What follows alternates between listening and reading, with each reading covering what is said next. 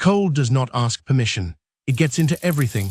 Your fingers first, then your feet, then a deep ache in your joints that no amount of shivering will fix. Your breath turns to fog the moment it leaves your mouth. The ground under you is frozen solid, and it will stay that way for months. Even the air itself feels sharp enough to cut. For roughly 100,000 years, this was not a bad week. This was winter. Every single year, for generation after generation, stretched across an ice age that did not fully loosen its grip until around 11,700 years ago. Right now, you probably complain when your thermostat drops below 65 degrees. Your ancestors lived through ice sheets that buried entire continents under sheets of ice more than a mile thick, in places where a single unprotected night outside could kill you. So how did anyone survive that? And here is the part that should genuinely surprise you. The species best equipped, biologically, to handle extreme cold was not the one that made it through. Let's start with biology, because your body already carries some of this history written into it. There is a principle in biology called Bergmann's rule. In plain terms, it says that animals living in colder climates tend to evolve bulkier, rounder bodies, because a compact shape loses heat more slowly than a long, lean one. Think of the difference between a small ice cube melting fast and a large block of ice melting slowly. Less surface area relative to overall size means less heat escaping. There is a related idea called Allen's rule, which says cold climate animals tend to evolve shorter limbs for that exact same reason. Neanderthals, who lived across Ice Age Europe for hundreds of thousands of years before modern humans arrived, fit this pattern almost perfectly. The anthropologist Trenton Holliday, who spent years comparing Neanderthal skeletons to those of early modern humans, found that Neanderthal bodies were shorter-limbed and more barrel-chested, built almost exactly the way Bergmann's and Allen's rules would predict for species adapted to brutal cold. Their bodies were, quite literally, engineered by evolution to conserve heat. And yet, by around 40,000 years ago, Neanderthals were gone. Modern humans, with our comparatively long limbs and leaner builds, bodies far better suited to a warm African savanna than a frozen European tundra, are the ones who made it through the Ice Age and are still here to tell the story. So if biology was not the deciding factor, what was? The answer is something Neanderthals had far less of, and modern humans had in growing abundance: technology and the social networks needed to keep it alive. Start with clothing. The archaeologist Ian Gilligan has spent years studying the deep history of clothing, and his research points to something surprising. Effective, tailored clothing does not show up reliably in the archaeological record until relatively late, aligning closely with the coldest stretches of the Ice Age. Before that point, early humans likely wrapped themselves in loose hides, which help but leak heat at every gap and seam. Tailored clothing is different. It traps a thin layer of warm air directly against the skin, the same principle your own winter coat relies on right now, whether you have ever thought about it that way or not. The proof of just how advanced this clothing became is buried in the ground at a site called Sungia, in what is now Russia. Excavated by the archaeologist Otto Bader starting in the 1950s, the Sungia burial contained bodies dressed in clothing so elaborate that the fabric itself had long since rotted away, but thousands of small ivory beads remained, frozen in place exactly where they had been sewn onto sleeves, trousers, and hats. By mapping the position of every single bead, researchers were able to reconstruct fitted, layered, cold-weather clothing dating back roughly 34,000 years. One burial they held a child, dressed in an outfit that would have taken thousands of hours to bead.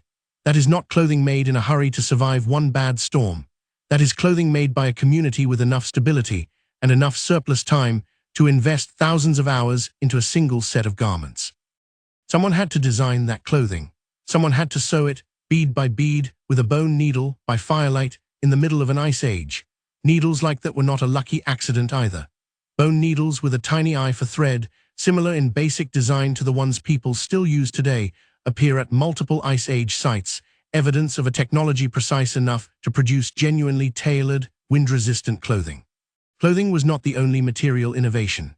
At a site called Dolní Věstonice, in what is now the Czech Republic, the archaeologist Olga Sofa studied thousands of small fragments of fired clay and found something nobody was looking for. Pressed into the surface of some of those fragments were impressions left by twisted plant fibers, evidence of cordage, netting, and possibly woven textiles, dating back over 27,000 years. That means Ice Age humans were not simply reacting to the cold with animal hides. They were manufacturing rope, nets, and cloth, materials that could be used for clothing, shelter, carrying food, and trapping animals.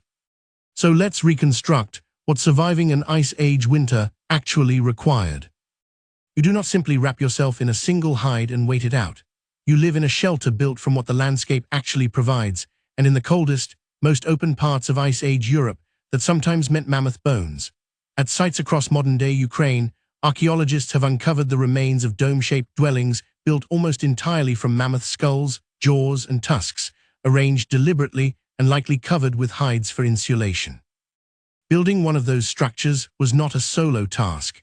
It took cooperation, planning, and almost certainly the labor of an entire group working together over days, dragging bones that could weigh well over 100 pounds each into position. Inside that shelter, a fire needed constant tending, which meant someone was always awake, always feeding it fuel, because in that cold, a fire that goes out overnight is not an inconvenience. It is a life-threatening emergency.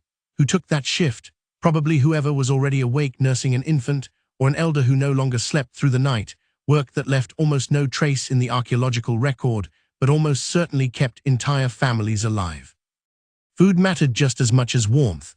Fatty meat from animals like mammoth was not a luxury. It was calorie-dense fuel that a human body burns through fast just trying to stay warm. Outside the shelter, hunting large Ice Age animals, mammoths, woolly rhinos, giant deer, required coordinated group strategy, not individual bravery. One hunter alone, no matter how strong, was not bringing down an animal that size. And here is the counterintuitive twist. Survival at this scale, in this cold, was never really an individual achievement. It depended on cooperation stretching far beyond a single family or campsite.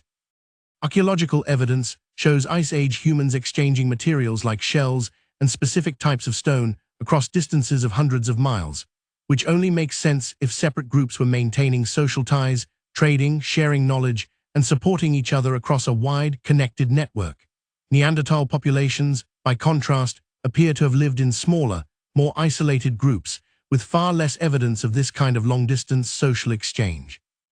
So the species with the better cold-adapted body lost, and the species with looser social networks, longer limbs, and thinner natural insulation won, because it had traded raw biological toughness for something more powerful, clothing that could be improved generation after generation, tools that could be shared and refined, knowledge that could travel between groups who had never even met, carried by a trader, a story, or a piece of worked stone passed hand to hand.